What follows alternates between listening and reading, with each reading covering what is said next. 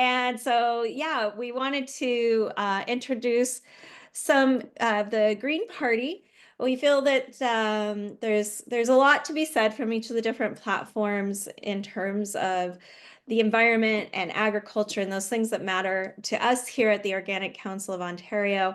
And we wanted to connect with the Green Party in particular because we know that a lot of the platform decisions have been very similar to what we would actually like to see at the Organic Council of Ontario in terms of the environment. And of course, the Greens are not the only platform that, have environment at top of mind, but it's definitely a big piece of it. And that's important to us.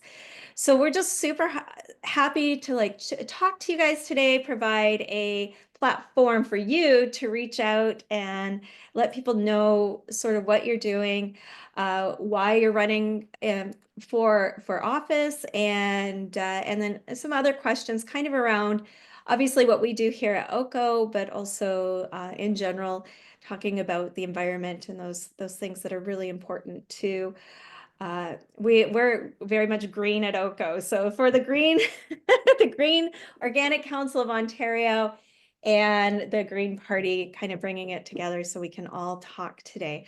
So we have two guests. Our first guest is Matt Pearce. And Matt Pearce is coming in from, it's a newly established York-Durham riding. Is that right, Matt? That's correct. I'm the first green to run in York-Durham, and it's pretty geographically large. Uxbridge, Port Perry, Georgina, and then obviously all the agricultural lands that surround everything up to Lake Simcoe, and then even across to Lake Scugog. Okay. And so does that mean there's not an incumbent? There's no incumbents. Okay. So very neat. All right.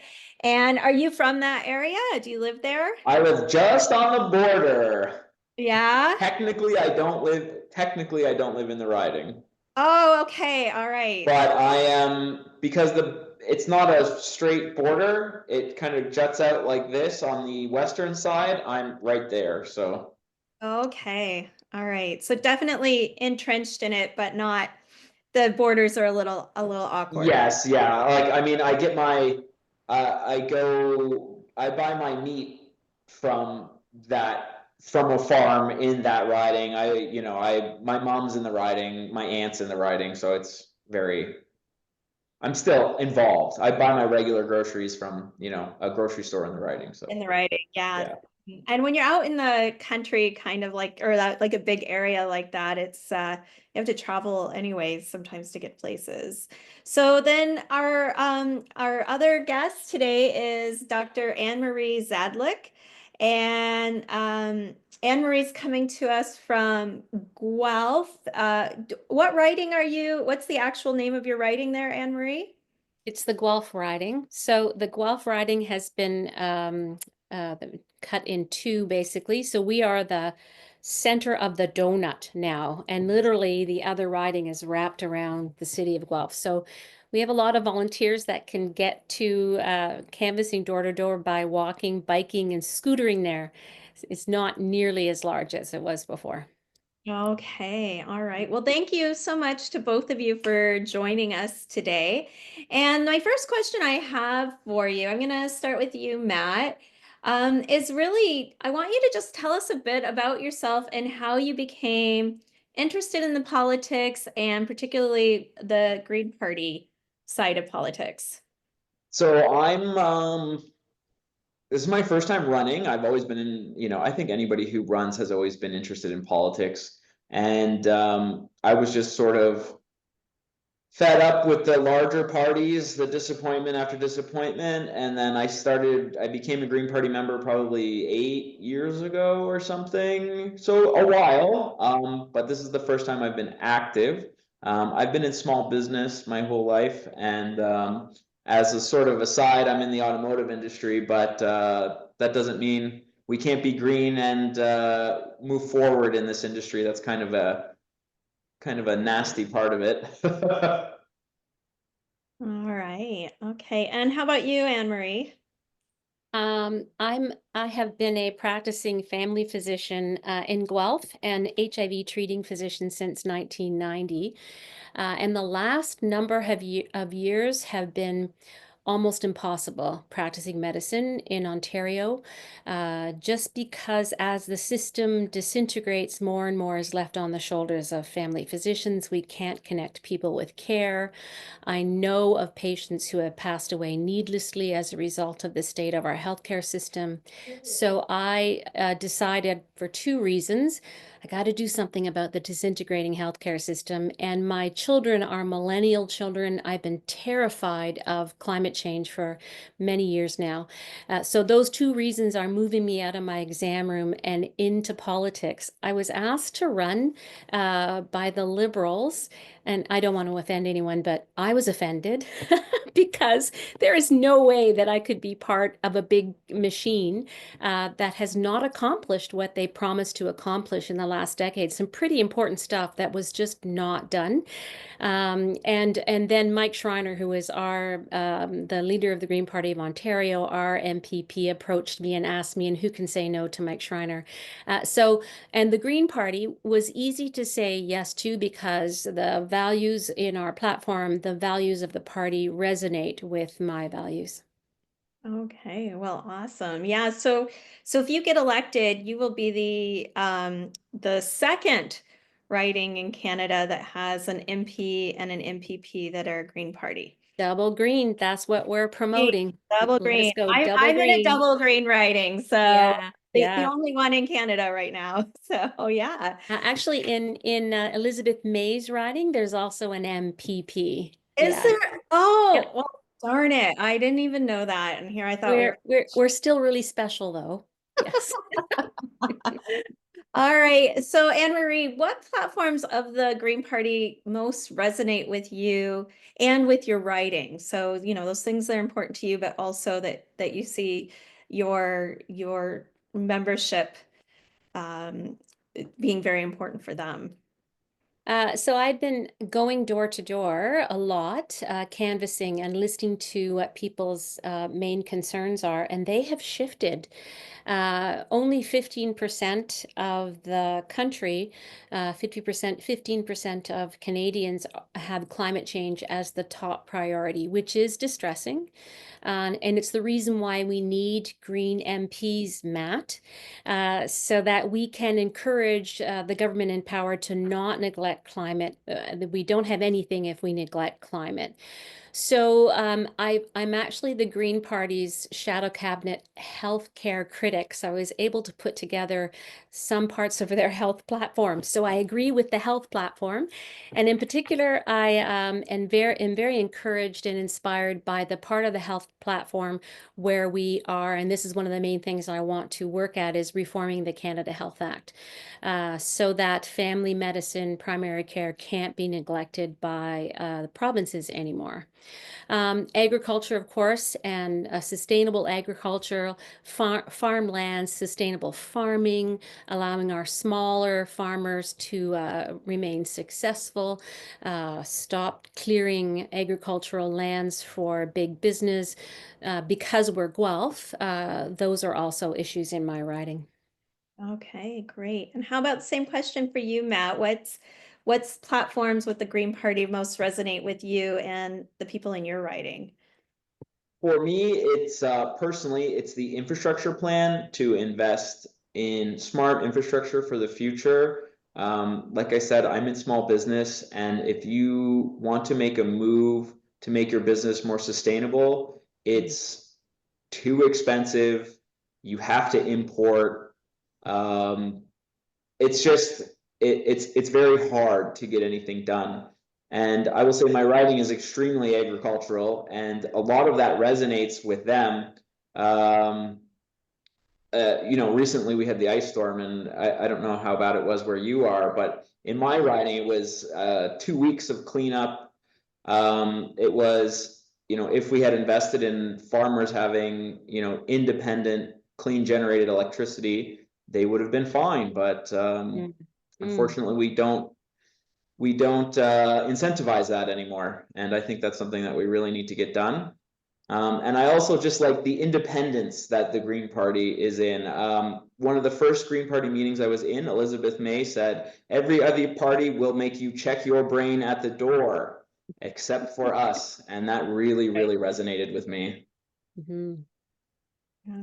Well, no, it's kind of interesting, like to hear, like you both of you seem to be coming from what you work in your careers is a lot of what's put you where you are in terms of the Green Party and the platform that you see that seems to resonate most with you. And that, of course, that makes sense. I'm a beekeeper, farming industry, Right. agriculture always is what resonates with me, right? So we definitely, Mm. that's our passion and where we go. But one of the things Anne-Marie brought up was sort of the idea about the people in her writing are struggling with that balance between agricultural space and industrial space. And in terms of your background, Matt, you're coming from industry and car manufacturing. Oh, is he disappearing on me? Oh, He's like, I'm not answering that question. I I'm don't out want of to answer this question. here. There he is. Sorry, one of my employees just asked for something and I just had to give it to him. It was locked in my office here. Okay. Did you hear the beginning of that question? I heard some of it.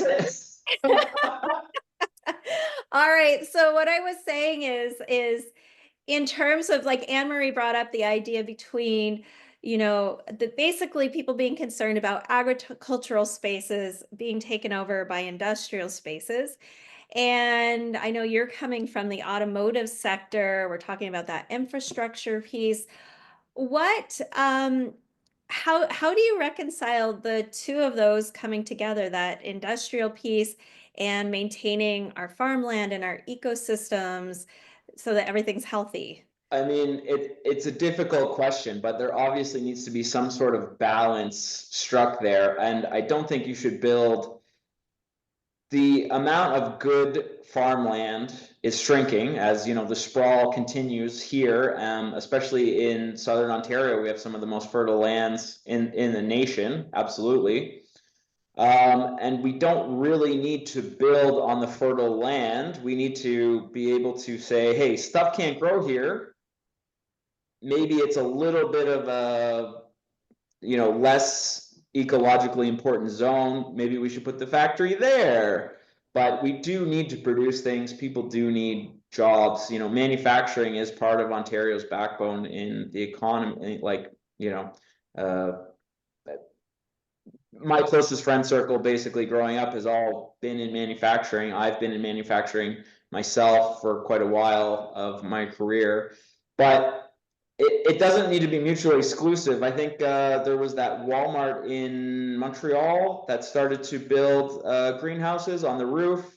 So you're sort of using dual use. You put the produce from the roof onto the ground. I know that can't feed everybody, but it is an interesting idea. Yeah. All right. And Anne-Marie, do you have some thoughts on that? So I agree with everything that Matt has said. I think Canada has the ability to grow enough food to feed everyone, but only if we focus on supporting our farmers. If we want to be less reliant on food, I think 50% of our food is imported and 50% is exported.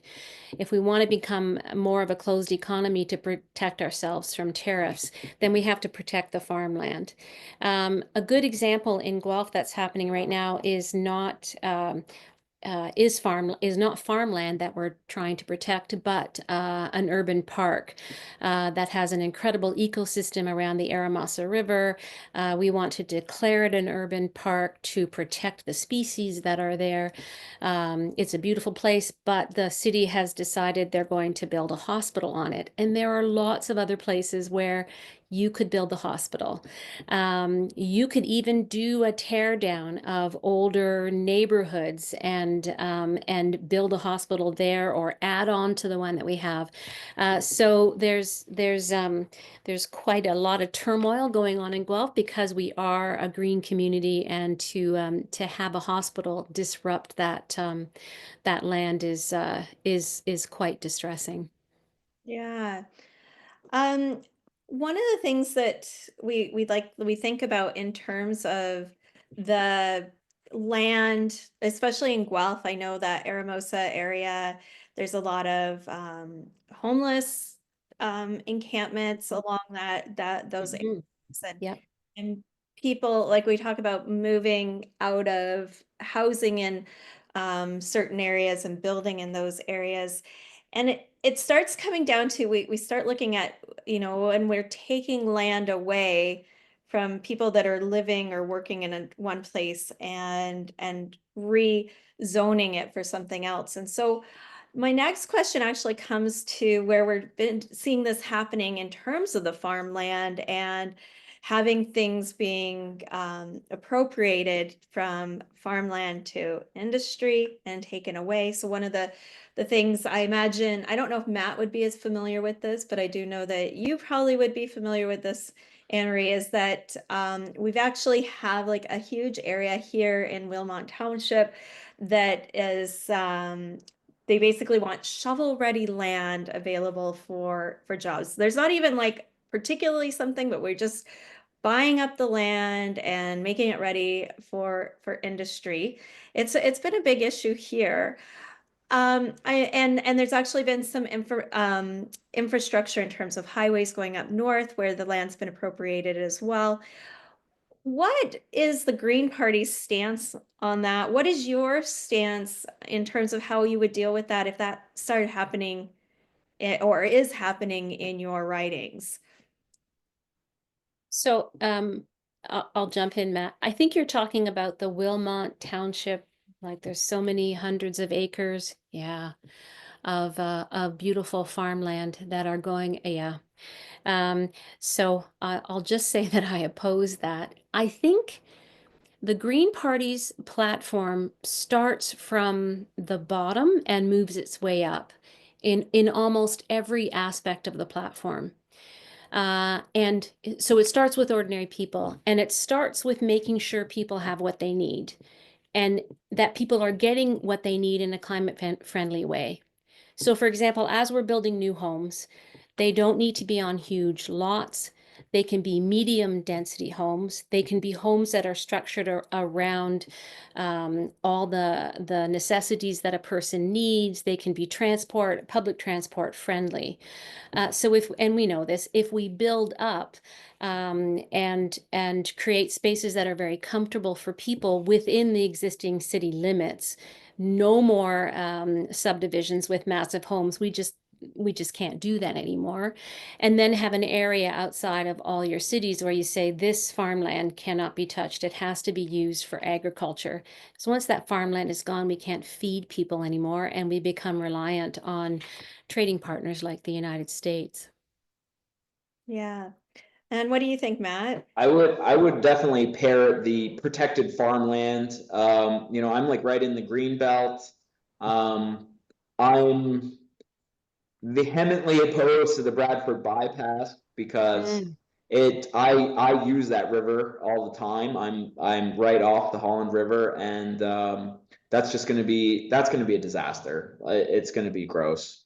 That's a really beautiful wetland that runs through there currently. But I'm kind of getting off topic there, but that's just making me upset. I think like the greenbelt protected land, we should have protected agricultural lands and keeping everything in, doing the most we can.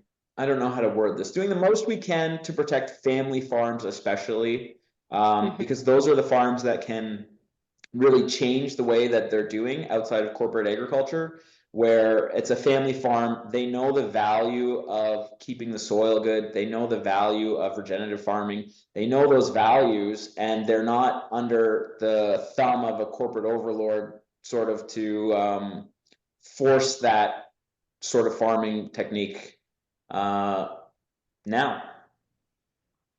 Can I add to that just briefly? So one of the other things, if you're kind of looking again from the bottom up, what I enjoyed about the Green Party platform is the fact that they're going to consistently fund municipalities. If you consistently fund municipalities so they don't have to go begging to the province or the federal government to create climate-friendly, adapted homes that hire local people instead of hiring a contractor to make a huge subdivision, the municipalities would have more power to say how things are done in their community if they actually had the funding to do it on their own. And most municipalities are in line with that. It's like, let's create these communities that are climate friendly, that don't have big homes, and stop the urban sprawl. But they have to rely on contractors for income and taxes. And you can still rely on those contractors, but if you were more self-sufficient, you could make more choices. So there's a plan to support municipalities on so many levels. That's important. All right. And that's a really good point. It's, where more than any time in history for Canada, the whole buy local, Canadian, keep things at home. If somebody's doing they're, in Ottawa and maybe don't even live in the riding, which there is definitely some people who, that's the case, might not know what's going on, but like giving a lot of that power to the municipalities who know what's going on and can actually do what's needed there and understands the situations, I can see being really important. And speaking of the buy local kind of philosophies, one of the things that we really struggle with here at the Organic Council of Ontario, we have close to 2,000 different member organizations, farms, people involved in the value chain. And we have an issue that, organic sometimes is not as supported as it could be in Ontario. We don't actually have a checkoff for Ontario organics. We have a federal checkoff, but not not protected here in Ontario. And that sometimes is difficult when, you're trying to promote local foods, you're trying to promote organic foods, sustainable foods, whatever, is important to you. How do you see supporting farmers, agriculture, and even just where we start talking about local businesses? How do you see doing that over the next several years as we aim to just be a little bit more self-sufficient here? I'll let either one of you take it. I'll start because this is not my area of expertise. So again, now I think it's from the outside in. You want to close the food production loops so that food goes from earth to table. I have 2 massive gardens and I'm lucky enough to be able to can a whole bunch of food, and it just feels brilliant when I can use the land I have to can food and eat it all winter long. But in order to do that, we have to stop subsidizing the large corporations who are taking over farmland to mass produce, ripping away everything that farmland needs to stay healthy. And if I know the Green Party does want to stop those subsidies to larger industrial agro-business groups. Again, I'm not an expert on this. But if you could stop subsidizing, don't encourage those large corporations to grab hold of your community, close that loop. So then we kind of look from within and say, now we have the luxury of keeping our farmland in the hands of farmers and of creating markets. I think that there's some sort of hub that the Green Party wants to create as well. I'll look that up. It's not gardening hubs, it's something else. Agricultural hubs, actually, where there's an agricultural hub in every community that encourages all of the food that's grown locally to be sold locally and to improve the infrastructure in both for both the farmer and for the place where the food is being sold. Right. And So Matt? absolutely not my area of expertise, but I will. And if you see me do this, it's me telling my employees that they're not allowed to come into my office right now. I'm not disagreeing with anybody. Um, I've been turning them away with my eyes. I don't have that power yet. Um, so I'll say this, I'm not an expert on this either, but I think it starts pretty much at a municipal level, giving farmers and small producers, even if you don't have a huge farm, but just getting your items to market is quite difficult. You know, I'm small business, and just getting product or service to the people closest to you is very difficult. And I think at a federal level, you could help small farmers, small business, just with some sort of marketing help. People, the tide has been turned. Everybody knows organic is better. Everybody knows local is better, but it's just getting access to that to everybody, I think, is the best way we can try and help that. All right. So this is both Matt and I not really having an expertise in this area, but the Green Party platform actually says that they will help small scale food producers secure access to larger markets and even to local markets. So that's exactly what you were talking about, Matt. Yeah, awesome. Well, and that's what we do here at OCO. So part of that is promoting organics, building up public trust, and basically providing that market. But without providing those markets, we can provide a place for them to sell, but educating people on the importance of, you know, less pesticide usage, you know, having more nutritious soil with, you know, organisms growing in it that leads to more nutritional food, having our farm workers actually not be exposed to as many chemicals, and then, you know, in turn, us starting to see, you know, a larger variation of biodiversity on these farms are all things that are really important to us and to the farmers that we work with. But getting that across to people when climate change, well, only 15% of people right now are prioritizing climate change, where they're concerned about housing and they're concerned about jobs, and money is like a very big concern right now. How do you see that balancing out where we can start actually thinking about the climate and still, you know, survive in not the best economical times?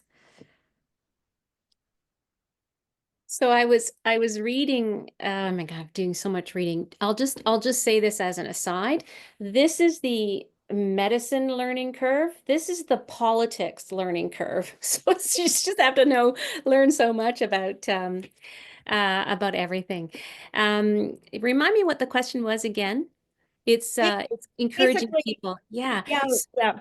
So I think what has to happen again is the change in how we do politics. I know that sounds like a massive issue, but if you were to focus on people instead of corporations, if your focus was on feeding people, and on protecting the climate, and on social justice, a lot of those things would fall into place. Food that's produced locally, that is organic, that is raised on fields that are pesticide free, need to become foods that are less expensive and more accessible, because it is much less expensive for me to go down the aisle in the grocery store and purchase something that's not labeled as organic, or just purchase something that I know is mass produced in Chile and then flown over to us in Canada. So closing some of those loops and growing things locally, but in a way that they become less expensive, because food insecurity is going to be massive. Like in a very short period of time,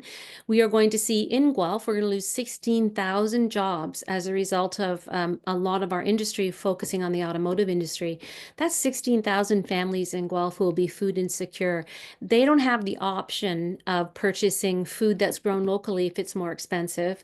They only have the option of buying carbohydrates and maybe some grown food that they can afford. We need a major reset, and unfortunately, I don't think we're going to get it. Not in the short term. Yeah. All right. How about you, Matt? So I'm gonna go with from this tangent. It is much cheaper to ship something to Florida than it is to British Columbia. And there needs to be something that changes there because obviously the growing seasons are different across this country. And if we were able to transport our food within our own borders, it would be a big step in the right direction just on a cost basis. Because every time something goes across the border, you pay a brokerage fee, you pay a broker, you pay a truck. There's a lot of fees associated with international shipping. And I just think, we can get, we have a limited growing season in Ontario, let's face it. And sometimes out west, you have a little bit of a longer season or, just different cycles. I think getting the infrastructure cheaper somehow, if it's rail, high-speed rail, provincial trade barriers, whatever it may be, being able to get your stuff to market, even if it's not locally, even if it's one step further than local or interprovincial or whatever it needs to be, that could be a big driver in lowering the price at the shelves for organic. Because she made a great Anne-Marie made a great point that yeah, it's just more expensive and people are worried about the cost of living. Well, and I think that's a really good point is, in terms of shipping across Canada versus shipping in the United States, like why is everything so much cheaper there, in terms of shipping? And, if you go from one state to another, there's no rules, everything can just move. Whereas here, if something is, labeled, organic in Quebec or something like that, it's not necessarily going to be the same in the next province over. So we have like all these interprovincial barriers that are definitely being disassembled a bit as if anything came out of the tariff, the threats and those that have gone through, it's the reevaluating sort of how we are doing things here in Canada. So I think that's a really good point. And Anne-Marie, it's a little disheartening to say, I don't think it's going to happen in the, it's like we have to choose between surviving and the environment. And Yes. why are those What I- separate? Why are Yeah. those separate? So what I meant was, in order to put a government in place that sees these things as the priority, things will not move fast enough. We have to move at a rapid speed and scale. Great book by John Dewar, by the way. The temperatures, global temperatures have already increased by 1.1 degrees Celsius. The ocean's already up by 0.2 meters.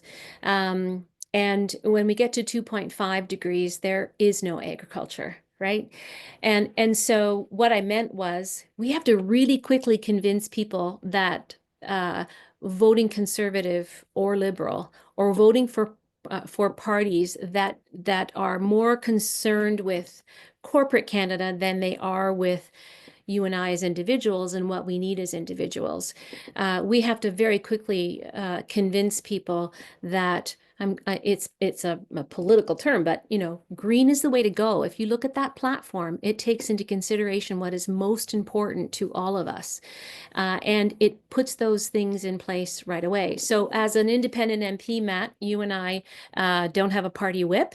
That's another reason why I didn't choose to be liberal. The party whip is the person that tells every MP sitting in their office that they have to vote the way the party is voting, which gives them no flexibility or power to work in their communities and do what their communities need.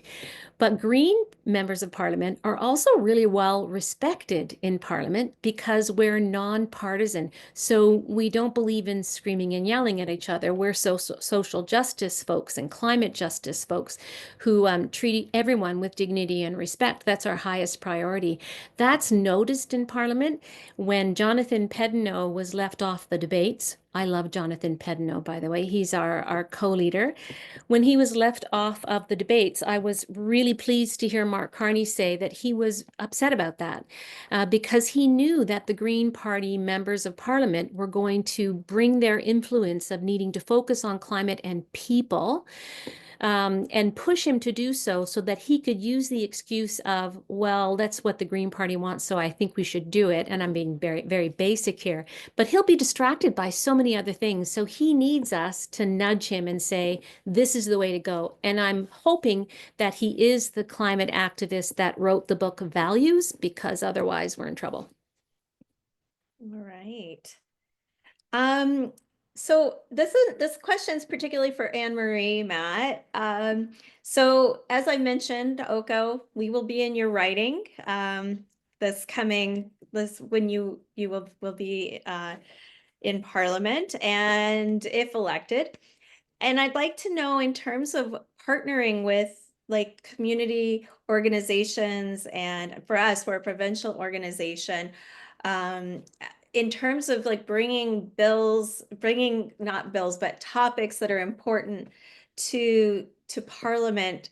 How are you going to represent the people in your writing and listen to them and take what's concerning them to Parliament? Okay, because I don't have a party whip, I can create a structure in Guelph that's very different from any other constituency office. What I would like to create is and it's about healthcare as well and climate, is an actual structure that has three parts to it. One is my primary care practice that I'm going to expand out into a clinic that can take in some of the 56,000 people in Guelph and area who will soon be without primary care. So I'm already building that out as I'm absent running a campaign. The other piece will be a climate hub. I have activists that are going to educate our population about good information, not misinformation about climate change, and then create some sort of movement across Guelph that allows us to see how changing a couple of things in our homes will reduce carbon emissions. And then this answers your question. The constituency office I see as being more of a community center. It's not locked, because a lot of constituency offices are locked. There's a sign that says, you know, call us, we might make an appointment with you. If you're for you, if the office is more like a community center, and there are people, social workers and other individuals who are employed to take your questions or concerns, I'm hoping that I can be there quite often. Then it's an open door policy, a thriving part of the community where people know they're welcome to go there and they know their concerns will be listened to. And I will take those concerns and take them to Ottawa. So it's one of the things about being an independent MP without a party whip, that you can think outside the box. How can I make myself more accessible so that I can understand what my community's needs are and then get them to Ottawa? All right, I like that. That's a really great idea. Anything to do with community is really, Mm-hmm. Mm-hmm. and of course we need more doctors in general, and we have a lot of issues with that. Matt, so I focus on Anne-Marie because she will actually be our representative in terms of our writing, and I've been told in the past that it helps if the MP is in your writing, that they'll often work for you a little bit harder. But you mentioned that you are in the green belt where you are there, which means that you have a number of OCO members in your writing. And how are you going to serve that particular constituency? So I've said this in the debates in a long time, but I'm a serial responder. I have like 7 inboxes that are always completely read by 9 a.m. every morning. Everybody's responded to.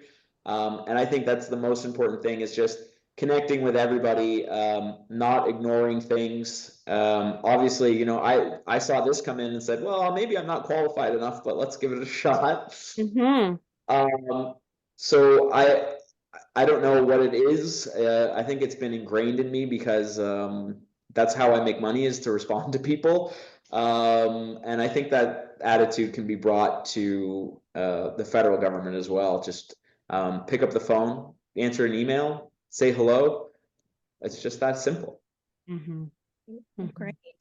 Okay, well, you know what? We've got a question from Bob Garthson. He's had his hand up for a very long time. Thanks for being patient, Bob. If you want to go ahead and introduce yourself and then go ahead and ask your question. Sure. My name is Bob Garson. I'm an agroecologist from Northumberland County.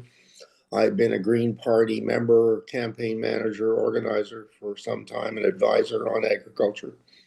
I've been farming regeneratively for almost 70 years. And I network with a number, and I think I really appreciate what Anne and Matt have brought here to us, and I concur with what they're saying. The voice for climate and environment is so critical. Even if the party's not elected, it's a voice, and I think there's some things that are specifically important on that. And if I could just share that for a minute. First of all, 89% of people surveyed by Sierra Club said they were concerned about preserving nature. That's way bigger percentage than what you're hearing in the corporate media. What does that mean? Well, you all know what that means. And therefore, it's not that people aren't interested. It's because other powerful, concentrated interests don't want them to be interested. And that's a very, very different thing than what we're hearing. Over 300 acres of farmland are lost in Canada every day while we're sitting here. Urban sprawl costs people money, costs the municipalities money. They don't save money. The Environmental Defense, who I work with closely, has made it very, very clear that housing and industry can be built within existing zones, and they do not require expansion. And that evidence is very clear. I've been a director with National Farmers Union, Ecological Farmers. I'm an advisor with the Ontario Farmland Trust and others. So I work on this all the time. I'm also interested in what Anne said because I'm an organizer with the Ontario Climate Emergency Campaign, which is an organization of over 270 organizations in Ontario, representing almost 900,000 people. One of our key organizations, one of my co-chairs that I work with, her name is Millie Roy. She's co-chair of the Canadian Association of Physicians for the Environment. And we work, and I'm a member of that organization. Yeah. And so I would suggest both the council and the Greens, and both you and Matt, reach out to those organizations. One, to be made aware, but to be supportive and to get support. We have very strong commitments, very written commitments for preserving farmland, for having sustainable practices. And I'm involved with the electric vehicle association members that are very active in that area. I work with a number of groups, and I think that one of the things is we've siloed for necessary reasons. I was a director with Ecological Farmers when the council was established, the Canada Council. I think we've siloed that into a very narrow perspective when all of these issues we're talking about are all interconnected. They're all related. And those who want to preserve organics or preserve regenerative agriculture can only do so if they get support from people who are living in urban areas and understand the importance of food security. I'm a member of the Food Policy Council. I'm a member of the Canadian Association of Food Banks. I get information from a number of sources. And when I'm advising the Greens or working with them, I think one of the problems is a campaign, everything gets thrown at you so quickly that the real learning period, and I applaud you at OCO for doing this. I think the real learning period is before and after election periods. And that we need to develop a mechanism to make the issues integrated and front and central, because there isn't a compromise between preserving farmland and nature and industry. That's a false dichotomy. The reason why you have developers developing land is because it's cheaper for them to do it on that land, and they persuaded their governments, other political parties, to allow them to do it and support it, because municipalities can't go into debt. And they end up being in debt because the services that they provide there are way more expensive than the revenue that they received, and then people can't afford houses. And they can't afford food. So I think I would urge OCO and the Greens to, and I know the Greens have come a long way, and I've been working with them for a long time, to looking at things in a more holistic way. But we need to know, as you've said, and that this is an emergency. Mhm. The government of Ontario is going to put billions and billions of taxpayer dollars in developing new nuclear power centers. I live in Northumberland. The largest in the world is going to be in Port Hope. That will tie up debt for over 100 years. If you look at the other projects that existed, that means there'll be no money available from government for renewables or for the kind of things you're talking about today. So I guess my question is, how do we all work together and link with these organizations that are committed and people that are committed before it's too late? Our motto with Seniors for Climate is later is too late. And I work with them and a number of other organizations. I think instead of siloing, how do we develop a plan right away that says our priority is the survival of nature and the survival of our environment? Because we're past 9 of the indicators that suggest what as the planetary boundaries are. We've already surpassed 7 and we're moving towards 8 and 9. That's what's happening today. And I agree with you, Bob. So Anne-Marie, do you want to take that question first in terms of how do we deal with this now? Like, and I think Bob's right. Like and first of all, Bob, holy smokes, how many organizations can you work with? I work with about 50, and I'm an advisor to Dryland Solutions. I'm the global education advisor for a project that's teaching food security and providing local food in a country named Somalia, the most downtrodden country in the world. If we could get food security in Somalia, we sure as hell could do it everywhere else. Yeah. Thank you. Yeah, and I think one of the things like we feel within the, the agriculture in general, but the green industries, the environmental side, we've really been left out of this election. Like there is no talk about the environment in this election, and food security, which is huge and very much impacted by these tariffs in terms of what we can actually bring here in terms of our soil, this reciprocal relationship that we have with the United States in terms of farming. Like all these things threaten our food security, but these are not any conversations that have been happening. So I think what Bob said is how do you see us dealing with this sooner than later? So, Bob, first of all, I don't know that I have the answer to that question. I know Millie quite well, and I'm part of CAPE. So, as a really busy family physician struggling in a disintegrating system, suffering from burnout, it's the main reason why I'm jumping into a different career that will probably be even more difficult. So I think the first step that people have to take is be bold and courageous. You have to do things that are outside of your comfort zone and bring everybody else that you know in your community with you, and communicate as much as you can about how massive these concerns are. We're fighting a battle in Guelph. We're kind of neck and neck with the Liberals, but behind them. And I was told in the fall that the green win would be a shoo-in. And then Donald Trump came on board, and Mark Carney took over as prime minister.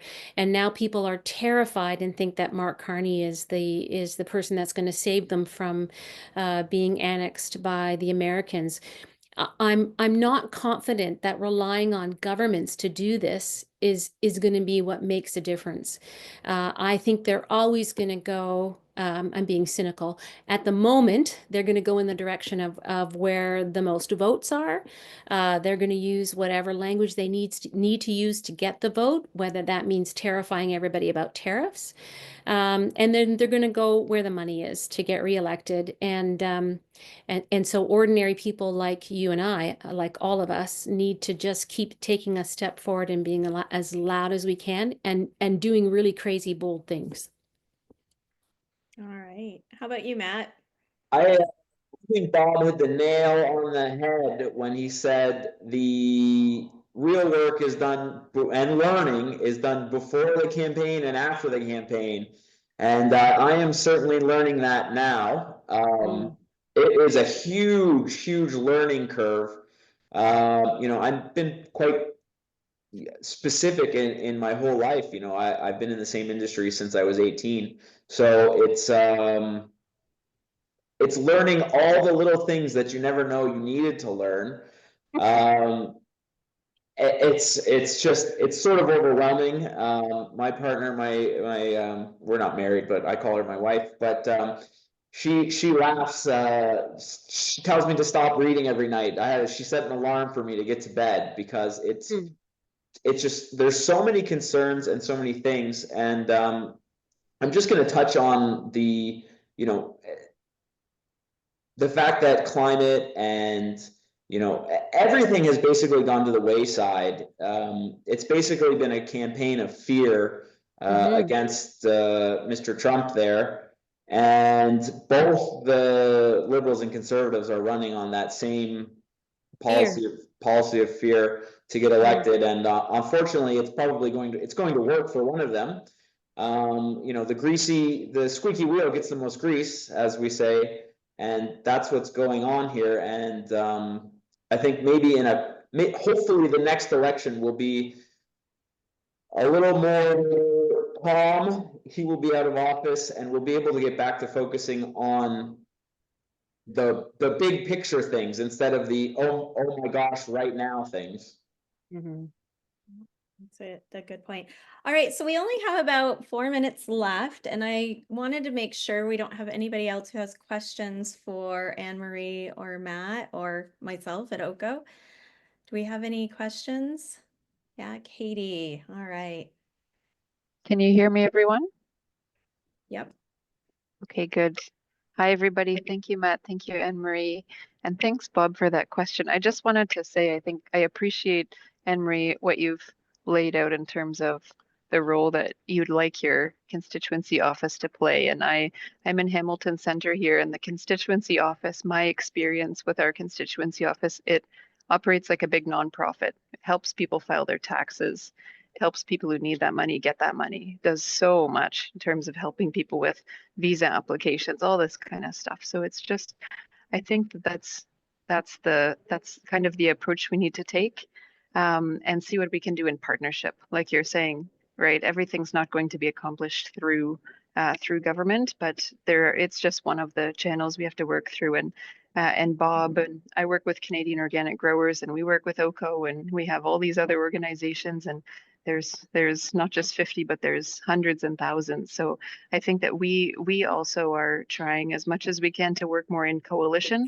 But I guess if there's a question in here, it's just Anne-Marie and Matt, let us know how we can support you, right? I think that sometimes you need your constituents in your riding to be as progressive and as bold as we can in what we're saying, so that you can then go out and stand up and call and ask for that. So if there's anything you can do now or as you keep going forward to support, just please do know that we're here for that. Yes, thanks so much, Katie. And Katie's actually been working, I think in every province, identifying farmers and MPs and getting them to connect before this election. I don't know how many you connected together, but when you were talking about that work before the election, the Canadian Organic Alliance has been really working on making our voice heard. And yes, it is a reciprocal relationship. So however we can help you as well, because you know we have a huge membership, we have people that really care, and in general our anyone part of our organic value chain is somebody who has made a very specific decision to prioritize the environment, to prioritize health, and to prioritize their community. And so that's the people that we represent, and they can also lift you up. So for us to have that symbiotic relationship is very important. So Can I respond quickly to Katie? There is something that you can do to help, and that is get this up in front of your members before the election. The more people, and I'm being serious about this, it may be very hard to do, but the more people out there that listen to these voices and that vote for these voices, the more we move forward and the faster we move forward. So it was great talking to all of you, but it'd be nice if it was many, many more people who heard this message.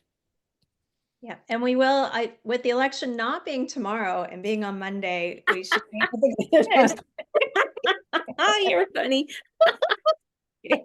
So I juggle a lot of balls here at Oko. So I already did my voting. So yeah, and I can see Katie's thinking about how getting it out and getting the word out too. So we're continuing to work on that, and they've done a lot of work pre-election to get the vote out, to get people voting for the environment, voting for farms, voting for things that are not necessarily the big topics of discussion. So I just want to thank both you, Anne-Marie and Matt, for joining today. I wish you both lots of good stuff in the election. If you don't win, thank you for doing the bold thing, right? Sometimes it's not about the winning, but the fact that you've gone out and you've tried to do the thing, and it might not get it the first time, but maybe the second or the third time, or it puts you on a path. And it's also connected you with us and connected you with all of these organizations and that everybody that you've connected with. And we really look forward to working with you in one way or another. So thank you so much for joining. And do either one of you want to say a word about where people can vote, or in your writing, or the times, or anything like that? Oh, you're muted, Anne-Marie. I think it's the same across the country. People just need to look at the times in their area and find their polling station and vote. Yeah. Yeah. And Sammy, we had a website link where people could look that up. Do you remember what that website link is? Elections.ca. I'm putting her on the spot. Got it somewhere. So she'll put it in the chat once she has it. So if you aren't sure where you're supposed to be voting, or the times, or your writing, then you can actually find that link. And when we put this up on YouTube, you'll be able to find it there. We'll add it in the description as well. So thank you so much. Good luck to you. And thanks to the Green Party for not whipping you into shape, but allowing you to Yes. speak on the part of your constituents. So have a fantastic day. Have a good weekend. Go vote. Go vote. Yes. Thank you. Thank Bye. you.